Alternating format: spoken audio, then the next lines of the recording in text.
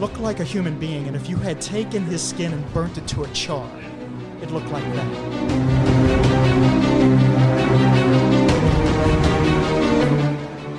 He was really looking at me like he didn't want me there and he hated me and he was going to come after me.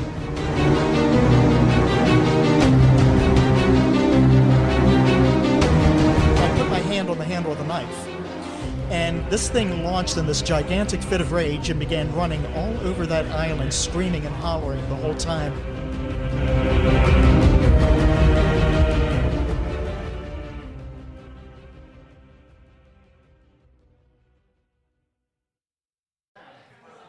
This is the Cryptic Creatures Podcast, coming to you live from the Midwest Annual Paranormal Festival. And with us right now, in person, is Frank Bennet. He's an author of The Paranormal.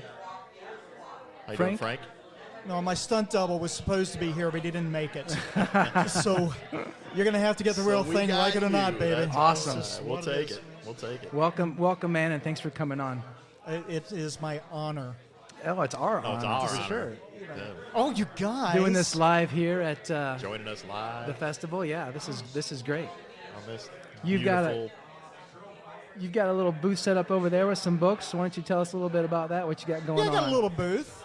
It doesn't mean anything. It's not the measure of a man, but you know, it's a nice booth. You kind of got stuck by the door. You kind of the greeter is what I call you. Yeah, they think I'm the concierge. And believe me, I'm not somebody you want to give that job to. I'll have them hunting in Alabama for things. You've been doing good so far, from what we're gathering. Shoot, Yeah, but nobody's been running out of here screaming. And I can tell you, it's not a paying job. Oh, it's not? We're not getting paid for this? No. Shit. No, it's kind of big time, small time, Right. if you would think about it. Exactly. So what books you got going on over there? Well, I'm most known for the book Encounter with the Aberdeen Wildman, A True Story, which was published in 2014, that accounts my actual encounters and experiences with strange and bizarre paranormal beings and creatures growing up in Maryland back in the 60s and 70s and 80s, which was the best time to grow up in the area of Maryland and Baltimore in the 6th, 7th, 8th. But the Aberdeen Wildman is actually a humanoid creature I encountered on the shores of the Chesapeake Bay nearby where I lived at back in February of 1980.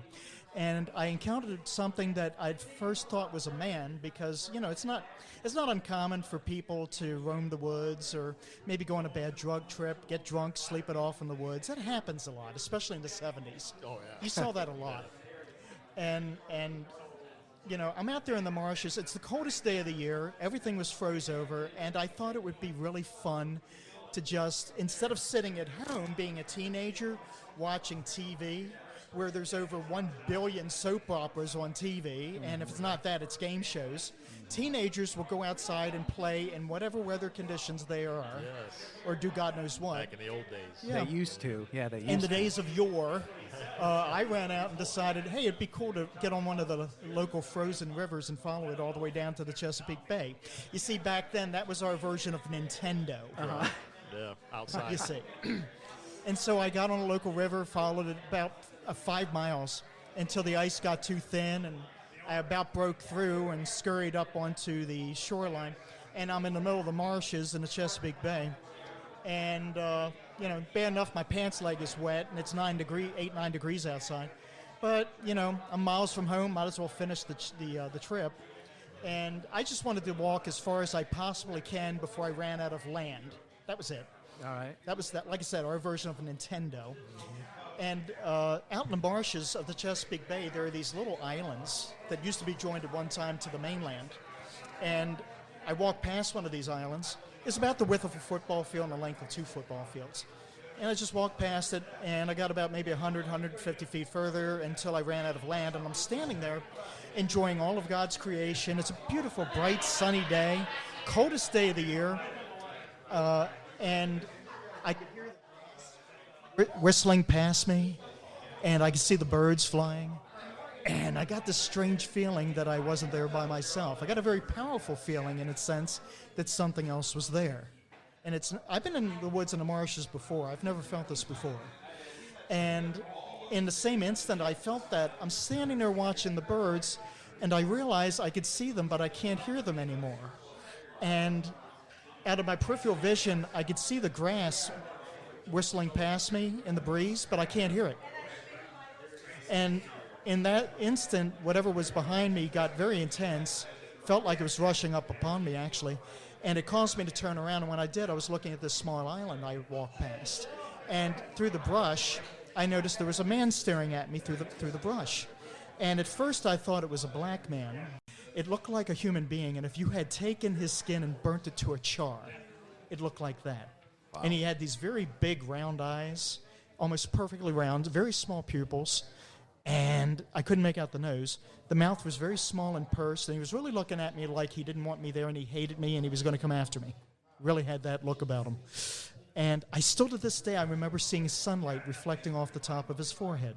Beautiful, bright, sunny day, like I said. Wow. And, I'm just a young, dumb kid. I'm only 17 years old.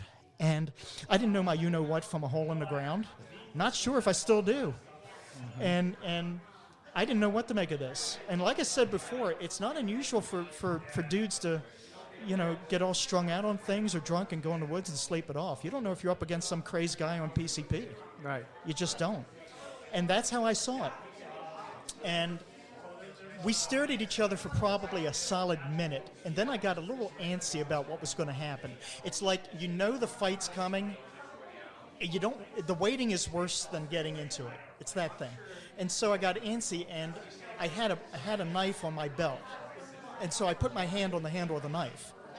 And this thing launched in this gigantic fit of rage and began running all over that island, screaming and hollering the whole time. And it was not the voice of an ape. It was like the voice of a deeply throated man. And through the breaks in the thickets, I could see him better. He actually had on a white button-down shirt and blue pants. Now, it's 9 degrees outside. I'm wearing my B-52 flight jacket, jeans. I'm dressed for the occasion. He's only wearing a button-down shirt and blue slacks. And I never saw breath. Not once. Wait a minute. You're saying the creature that you saw, that you were staring at, had clothes on? Clothes on. Okay. And like I said, I was dressed for the occasion. He looked like he just stepped out of a limo. He was clean. He was wearing on a white button-down shirt, and it was squeaky clean. Pants, clean. And I could not make out the hands and the feet. He was moving too fast. And then after about 45 seconds to a minute, this died down, and he reappeared back in the same spot that he was before. And he stared at me for probably 5 solid seconds. Up to this point, you would have had me convinced I was just looking at some dude, a man. And then I watched him make a vertical leap of more than 15 feet into the branches of the trees overhead, scurry up about another 50, 60, 70 feet, and proceed to run through the trees, screaming and hollering like an ape. There is no creature in nature capable of a 15-foot vertical leap. There's also an extremely tiny handful of creatures in nature capable of scurrying through tree branches, and humans are not on either one of those lists. Okay, but you still got me lost with wearing the clothes. I don't get that. I don't get that. And it's been 41 years, and I don't get that. How tall was this thing that you saw? Good question. I'm going to circle back to that. All right. Because I got an answer to it. This proceeded. I'm standing there. I can't move. I've got water behind me. I can't go. And the only way out is to walk past that island he's on. And I was scared to death. And this goes on for probably a solid minute. And I'm standing there watching these big locust trees and cedar trees pitching back and forth by the weight of them. So there was that physicality and weight to it. And this goes on for a good while, and then eventually he disappears along the tree line in the back of the island, and I don't hear anything out of him for a while. And then a very odd thing happened. Nature came back. I could hear the birds again, and I could hear the wind whistling through the grass, the tall grass next to me. Everything came back. And then after that, I could hear the telltale signs of his presence on the farms that circled the marshes. The dogs were going off one farm after another in line as if it was running through those farms. Wow. One by one. Huh. After a while and after things were quiet, I kind of felt maybe it's safe to start moving again, so I kind of hugged the coastline a little bit of the marshes. Thank God everything was frozen, because if you do that in the summertime, it just caves away. but it was solid ground in the winter. Also in the summertime, there are holes you could fall into in the marshes. So I was just grateful it was frozen ground. And there's a point where the marsh kind of gives way to the woods, and the trees start getting taller and taller.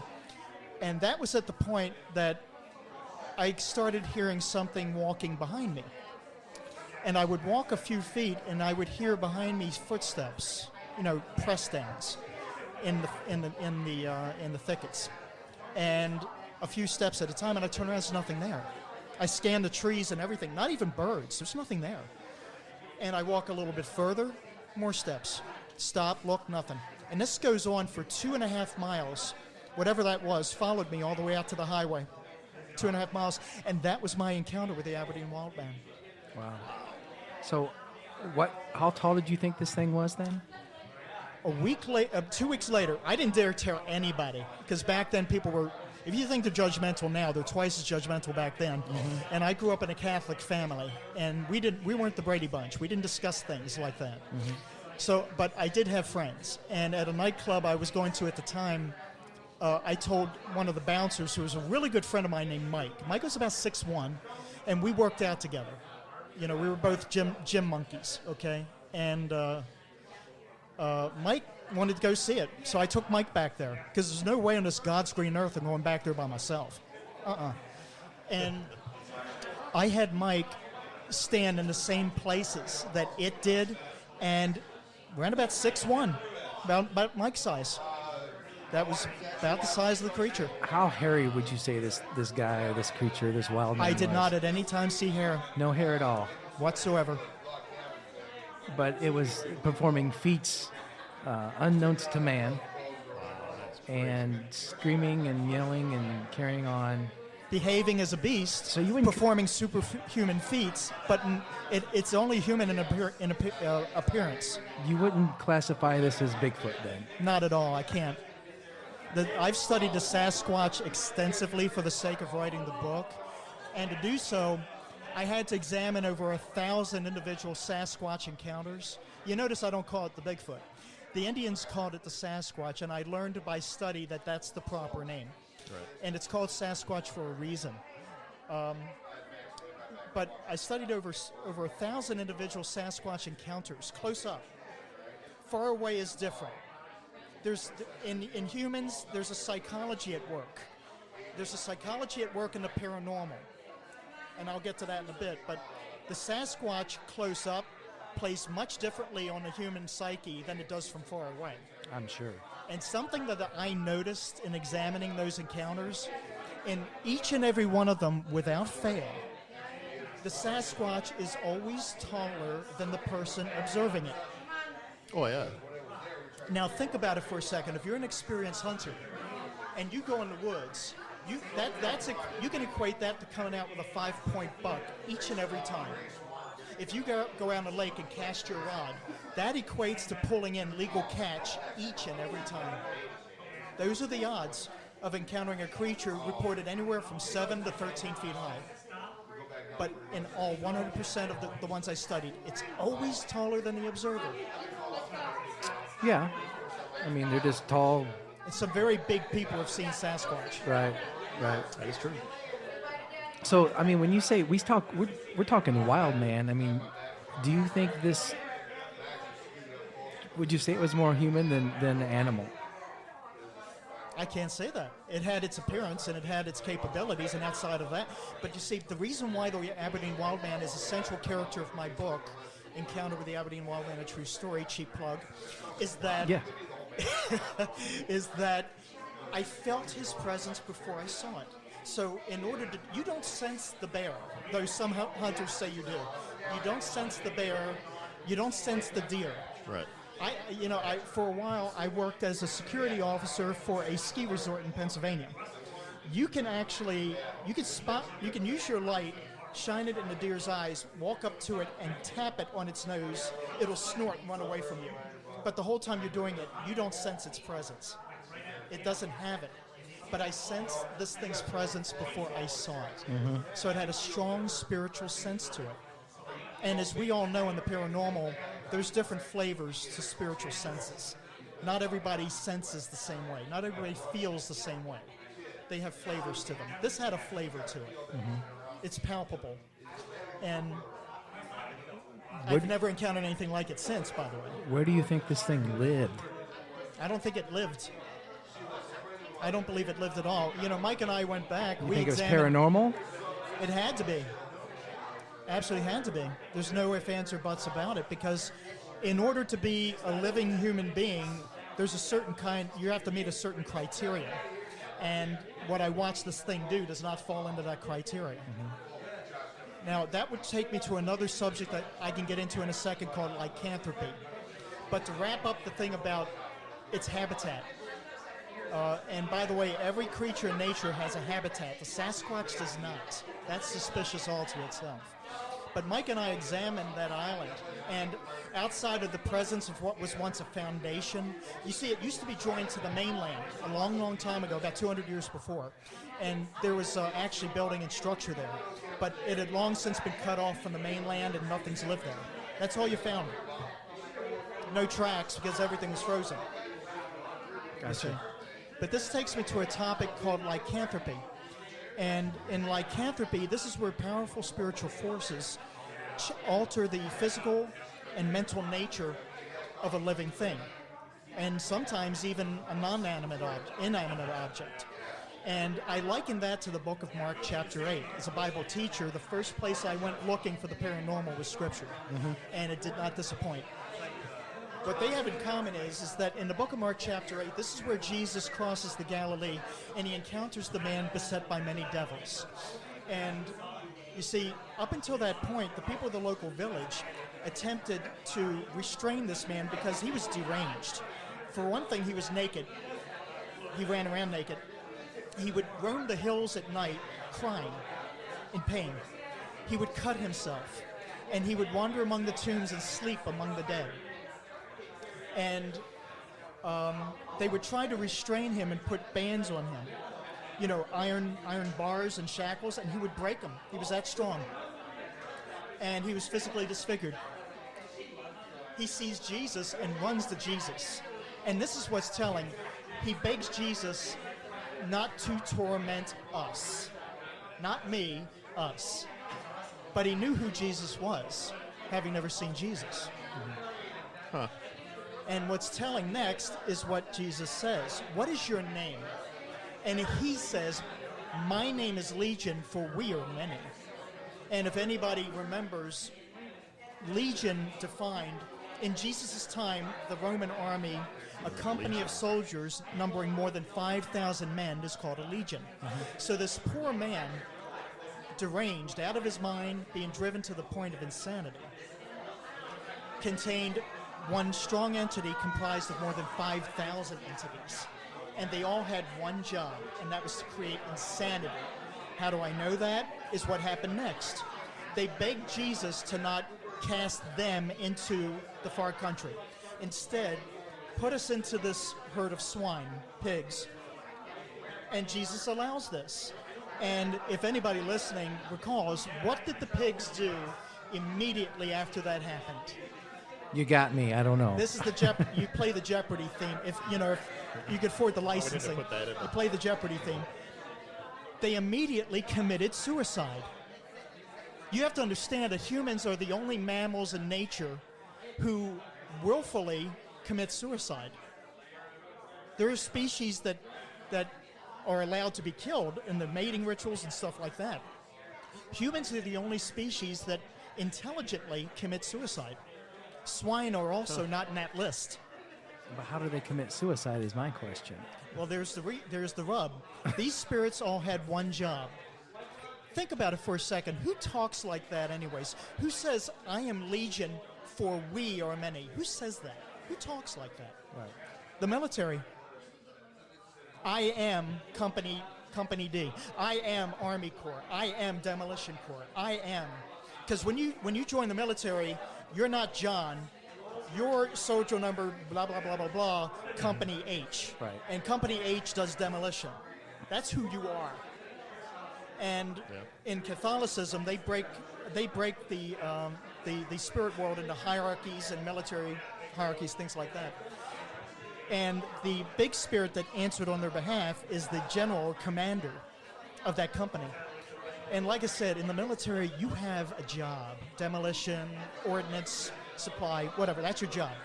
They cause insanity. And this poor man had over 5,000 individual spirits all trying to cause insanity. Now, humans are different from other mammals. We have intelligence. We rationalize, we reason. Lesser mammals, such as especially swine, they do not. They operate on instinct. And when they inhabited this swine, their instincts told them to kill themselves. So you're talking about possession. That's a form of possession, that's right. You're talking about possession, and maybe this person that you saw, albeit his face was, like you described it, different than human, but human-looking. Well, in lycanthropy, we get that term from ancient Greece because there was a race of people back then who existed in the far northern territory called Thrace, called the Lycans. And the Lycans were said to change form during certain phases of the celestial cycle. Not necessarily just the moon, but the celestial cycles. And they would transform into beasts. Not just wolves, but beasts. Mm-hmm. That's where we get that from. And so we have it in history that powerful spiritual forces can alter the physical nature of living things. Yeah. So all of these people who have been shooting at Bigfoot and bringing back these skin samples, and these skin samples render either bare or indeterminate, may have been actually shooting at a bear, which was transformed at the time to appear as a Sasquatch. Okay. A possessed animal resembling another creature. Possessed by thousands upon thousands of spirits, all with one goal in mind, to transform them into something they are not. Interesting. Maybe that's why the government always tells people, no, that was a bear. That was a bear. Maybe. Yeah. It's possible. It's possible. And Bigfoot has been shot by some very, very adept people with a gun. I mean, not accidentally or anything like that. I mean, he's been shot. Yeah. But nobody's ever remained to be scarfed up, and outside of the scant skin samples, there's nothing else to go on with it. Right. Or it's just covered up, too, by the government, and they do have bodies somewhere. And that's what they do. That's what we pay them to do. We don't really want to know where Hoffa is. It's just fun to have games with it. Yeah, if we found out, it wouldn't be worth it. Right? So when I'm looking at the Aberdeen Wildman, I got to ask, is this a human being transformed by powerful spiritual forces via lycanthropy to be something he was not created to be? Deranged, out of his mind. It sounds like that way. But would that cause the sound to stop? Would that cause the environmental I'm currently working. to... That's actually my next book. I'm working on a book now called The Spirit Field, and it's based starts with my experiences, but interviews with other people who themselves were drawn to me because when I describe the Wildman and how it happened, they come up to me and say, it's funny that before I encountered this, I remember being in this strange situation where I could see people talking and I can't hear them. Or I was in this house and I could swear I hear things and see things and they're not there. And the whole thing just felt weird. And then I saw this. And the point behind the book is that the Wildman wasn't the feature. He was kind of like the figure. But the actual spirit involved in this, or spirits involved in this, actually exist in a field of energy that extended far, far out from it. And I just happened to have stepped into it. And while I'm in that field, I'm under their influence, so I see what they want me to see, and I hear what they want me to hear. Yeah. You're getting off the grid there because that's some really deep stuff. Yeah. Different levels of spirituality, if you want to call it that. Yeah. Realms, so to speak, coming in and out of our realm. Right. I don't understand a bit of it. But I know something's going on, and there's some weirdness to it somehow. It's not just black and white like most people think, or people are taught to believe. It's just trying to figure out what the hell is it, why is it happening. What's your thoughts on that? You have any solutions or ideas? I am kind of toxic to the paranormal field, is because unlike many, I'm not driven by the questions. I'm driven by the evidence and the answers. I come to conclusions, and people don't. This is why I was interviewed by the producers of Coast to Coast AM, and they didn't put me on, is because I came to conclusions. Mm-hmm. Some people thrive on just continually looking for the answers. The questions. And maybe purposely avoiding the answers. You know? Some people don't want to know. Yeah, I think that's how it is. I mean, think about it. How many things would come to a screeching, grinding halt if we finally found the answers? Yeah. A lot. Or big changes. I always say, we've talked about if Bigfoot existence was proven, how it would hurt the logging industry, how it would hurt camping industry, tourism. You'd have people out there blasting guns at anybody they saw walking, thinking they were Bigfoot, killing people. They'd just be. It would change religion, possibly.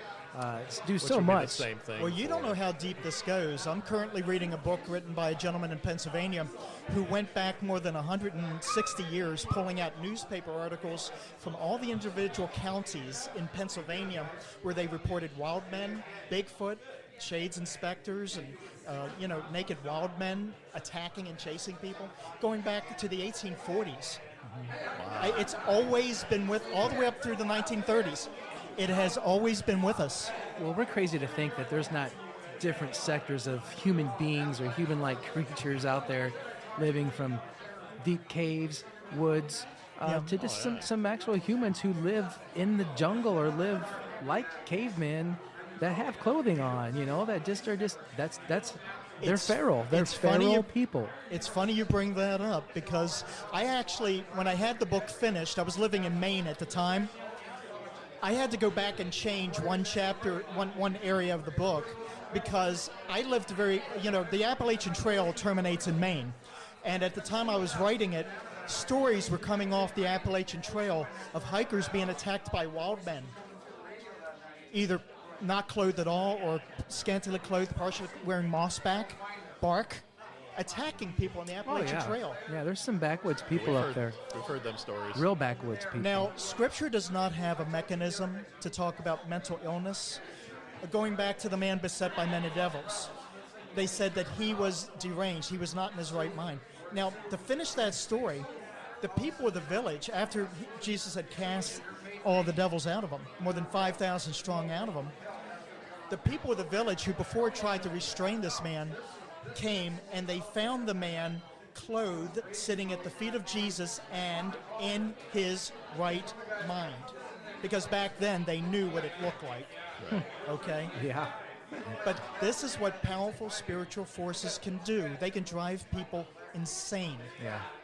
And today, we have people who, through powerful spiritual forces, are driven so deranged that they close up their office at the end of the day, put everything into their car, drive to a local state park, toss all their belongings in it, close the door and lock it, disappear into the forest, and they are never seen again. Yeah.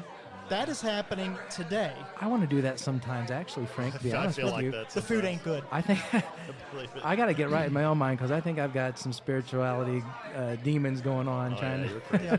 Well, there's another topic that's touchy, is because the word demon doesn't appear in Scripture.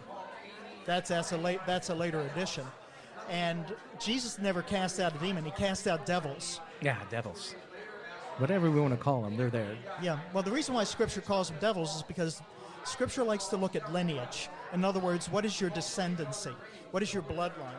And in the spirit realm, when they're called devils, that's because they're in the lineage of Satan. Good and evil. Is that how it works, maybe?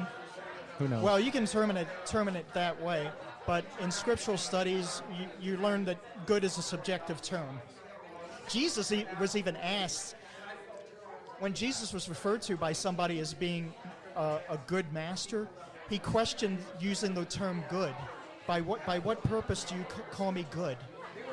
So you got to be careful of those terminologies because there are gradations to good and gradations to evil.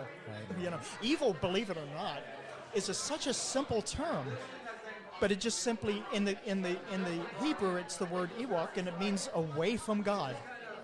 Okay. It's just such a simple thing. Yeah. And if you apply that logic, so many things are evil. Right. So I got to ask you, Frank, have you ever went back to that location and looked for this? Yeah. Yeah, I didn't go looking for it, but you see, I grew up around there. I kayak. I took my kayak out back there about 5-6 years ago and took a lot of pictures that I use now in my DVD production promotions. And I'm not afraid of the place. I even took my wife back there on a hike once. And, to her credit, she did it, because it's not easy country to walk through. And I'm not afraid of it. I'm not afraid of anything anymore, actually. I do fear the living. Yeah. Because I love to tell people, the living can make you dead. The dead cannot make you living. That's true. That's true. At least we hope so. That is true. It's something to put out there, man. Well, so buddy, have you had, since you're from that area, have you had other people give you reports of the Wildman? Yes. Yeah. Well, so other people have seen it too. Forgive me if I just glossed right over this, but how did I get the name? About a year later, February of 1981, I'm sitting there watching Saturday Night Live, of all things. Awesome. My folks have visitors from the next town up the highway. It's a married couple. They're not speaking because they were fighting. So the husband... Sounds about right. The wife was sitting in the kitchen talking to my folks. The husband was sitting out in the living room with me watching Saturday Night Live, just getting some distance. We get in a conversation. He actually was a sergeant at a nearby military base called the Aberdeen Proving Grounds. It's only about a mile from where this happened. Right.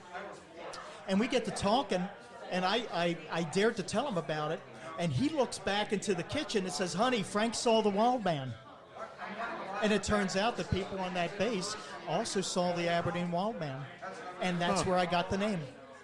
Awesome. I had validation. So they already had a name for it. And since I've been doing local events in the Baltimore area, more people have been coming, especially who live along the Susquehanna River, have been coming to me, telling me, they know all about the Aberdeen Wildman. Because at the time, I could find nobody. Wow. That's awesome. Yeah, I never really heard of it until this weekend when we saw you here. Yeah. Well, now that's something I learned as I traveled and promoted the book. No matter where I was, Washington State, San Diego, doesn't matter. People would come and tell me their stories about their wild man, about their creature. There was a tribe when I was doing a show at a casino up in Washington State. There was a local tribe that came to my table, and they were telling me the story about the tree people. The stick people, they call them. And it turns out that, and this is not an ancient thing, it was something that was still ongoing, beings that resembled living, walking trees would come out of the forest at night and harass the village. Okay. And harass their people. So they're interpreting something as trees, maybe, or To them, they call it trees. Yeah. They and I questioned them on it. I mean, do they have branches that look like limbs? They said no. Branches for legs, branches for arms, trees. Like root. Yeah. Interesting. Wow, that was wild. Where was that at? That was up in Washington State. Check A lot of it out. weird stuff goes on in Washington Everywhere State. I go, everybody's got a story about their own corporeal creature. Yeah. Mothman's a beautiful instance there to talk about, because if it weren't for the bridge collapse, most of us would probably have never heard of the Mothman. You're right. Yeah, probably not. You're right. Because of that story that was done by the Chicago newspaper, everybody heard about the Mothman. Mothman is a story of tragedy, Yeah. and that's how. But the sightings of the Mothman go back to the late 50s, long before the bridge collapse. You hadn't heard of any lately, though, or since then, that we know of. Have you heard of any? Yes, 2 years ago when I was doing a show in DeKalb, Illinois, with my friend Denise Pridemore, Chris Houston, and other people, I met a paranormal group there who actually were hunting Mothman around Chicago, Lake Michigan and Chicago. It's been sighted out there. He's been sighted at O'Hare Airport, actually. I take that back. I read that. Yeah. We posted an article on it on our group page, Brian. Right. Yeah, Mothman seen at Chicago O'Hare, which kind of scares me. What's he doing around Especially airport? since Don't be getting sucked in no engine. The legend is he only shows up when shit's going to go bad. Oh, shit, Brian, you just said that, didn't you? Sugar. I did not, excuse my language, I did not. Oh, sugar, man. I did not think about that. Yeah.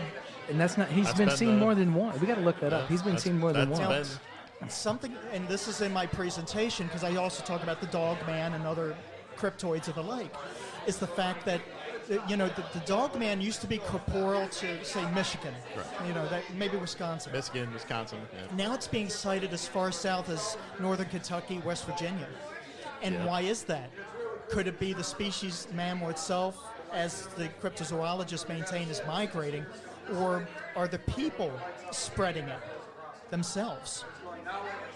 A little bit of both. I think their Could population's growing, and people are. We just had an incident where we're from in Indiana, northern Indiana.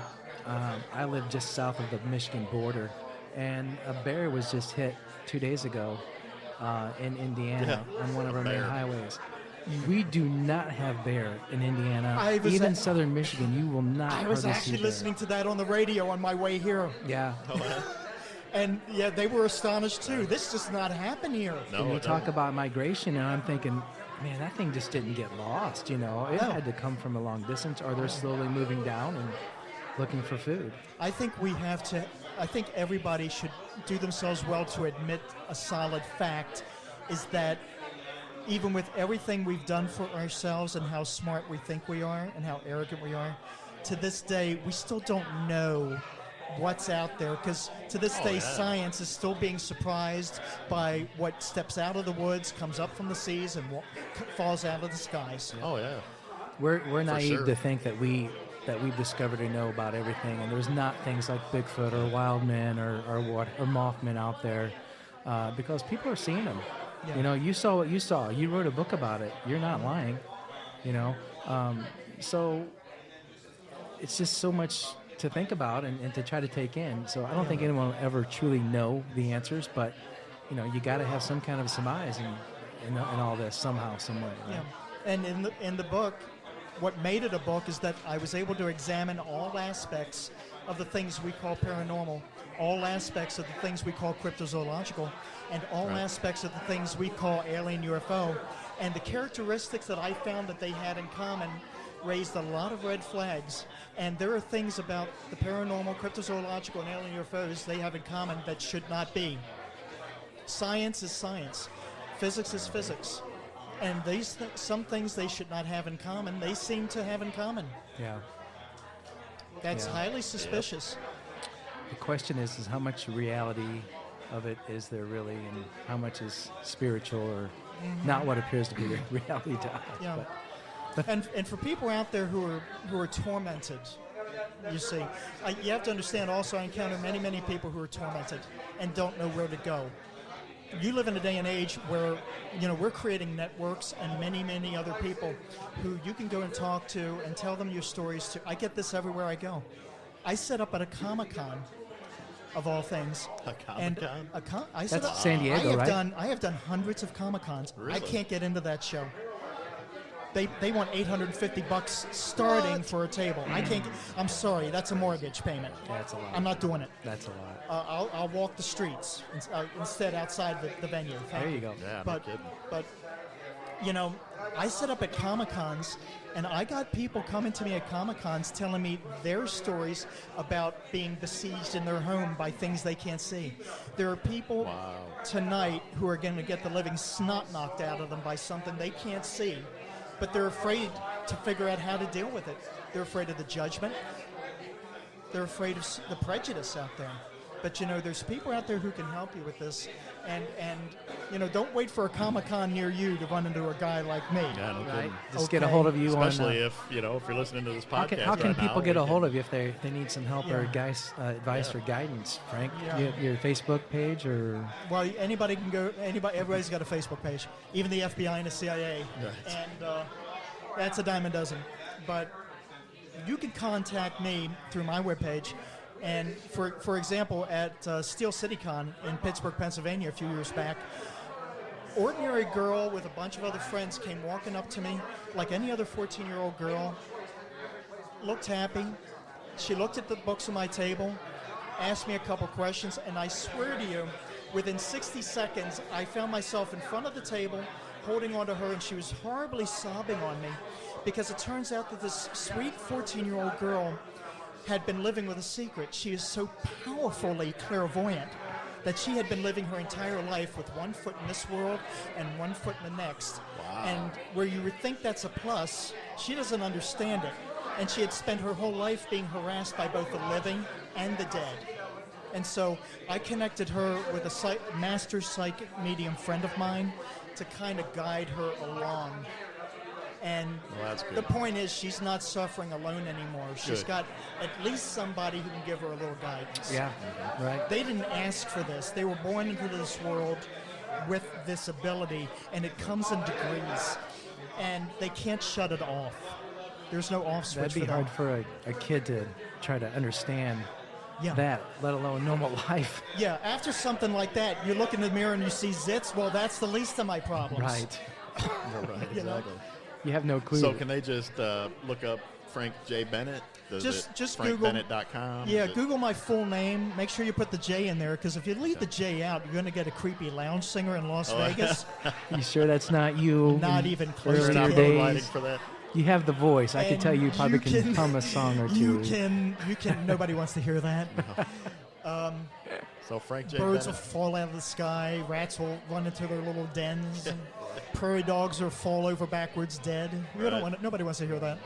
And they can message me if they got real problems, and through my Okay. web pages.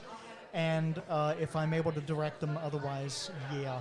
I just recently got an email from somebody claiming to be so haunted and harassed by something in his house. How do I get somebody to exorcise it? How do I get an exorcism done? And I replied, brother, start first with you. There's a story in the book of John, where Jesus sends out the 12 on their own to cast out devils and demons. I'm using demons to be kind, but to cast out devils themselves. 2 of them come back and they say, Master, there's this one that we couldn't remove and we don't understand why. Jesus goes and does it, and they asked, how were you able to do that? And Jesus says, this kind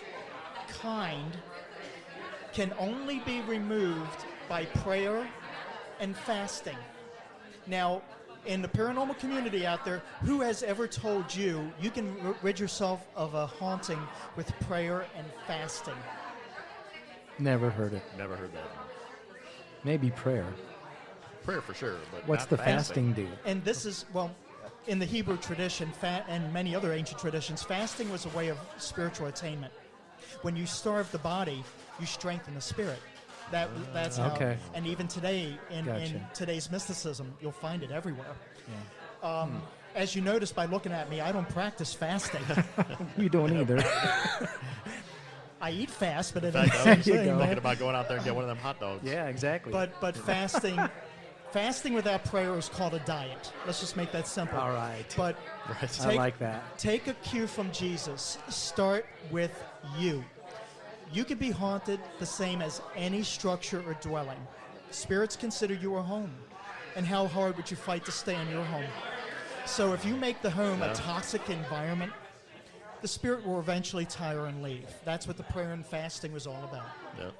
Have a strong spiritual inner self and keep the demons out, so to speak. I like that. That's helpful. Yeah. It's You know, straight- if you're having a bad day, or if you're in a bad mood, or you're just going through a time, you know, you got to just get your mind right and get those things out of there, right? prayer and fasting, if practiced regularly, will provide you a spiritual adjustment and a surety in your spirit you did not have before. Because right now, let's face it, most people are walking around blind in the dark, assuming that they know ghosts and what they're doing with them. Fact is that Right. as dog knows dog and cat knows cat, spirit knows spirit. You have a spirit, and you know nothing about it. Nothing. Not yet. It's as foreign to you as the man on the moon. Yeah. However, spirit knows spirit. Yeah. So you, as a paranormal investigator, when you walk through the door of a haunted, assumingly haunted establishment, they can read you like a book. There's nothing you can hide from them. Right. They can push buttons you didn't know you had. Your spirit is not a mystery to them. They read it. If you want to be a better paranormal investigator, strengthen your spirit. Get to know it. It is your best ghost hunting tool. Yeah. When I encountered the Wildman, I sensed it. I'm not clairvoyant. Please don't get me wrong. I'm not psychic. But somehow, spiritually, I sensed this thing. It was that powerful. I knew it was there before I saw it. Okay. A good, proper paranormal investigator must be able to do the same. Get in touch with your inner self, is what we're saying here. Frank, we appreciate you hanging out with us, man, and talking In a to us. nutshell. It's been Yes, I'm glad you took this. It's been a good conversation. It was my honor to be able to sit here with two men and basically do what you've been doing all day. Check 1 2. Check 1 2. Sybilis. I got to make sure this is working. You got it. How's that sound? You got it. Well, we'll let you Just get to back make to sure that we can record people like you. Right. You got to That's why have we do fun that. with life, guys. You're only going to get this Absolutely. one. Definitely. Absolutely. Well, we thank you again, man, and we appreciate it, and we'll check you out. Yes. Been a For sure. blast. All right. And again, check out the Encounter with the Aberdeen- Aberdeen Wildman, a Yep. true story, a true story. unlike those false Aberdeen Wildman stories. out there. Exactly. And my other And, book, of course, I've got a second book, by the way. I forgot to mention. That's right. What was the name Oh, of that what's one? the other one? It's actually it's fiction. It's paranormal science fiction. Okay. And I coined the term, and I want a Everybody nickel likes that. each and every time somebody says it. Yeah, okay. But it's actually called A Ghost in Philadelphia.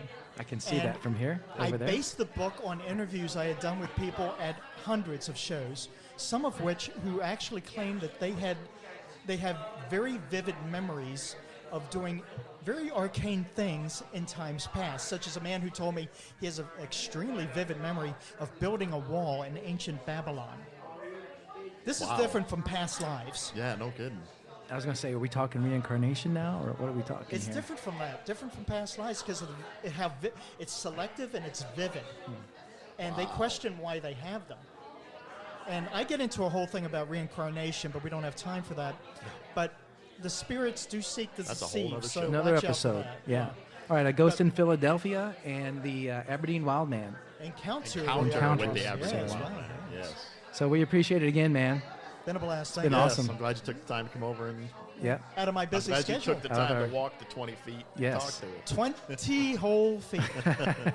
We're just glad you're here. We're glad we got to meet you guys. Yes, absolutely. A lot of cool people and here. my, So. my legs are killing me. Thank you. All right. You take care, man. Y'all take care. Thanks All a right, lot. Frank, thank you. See ya.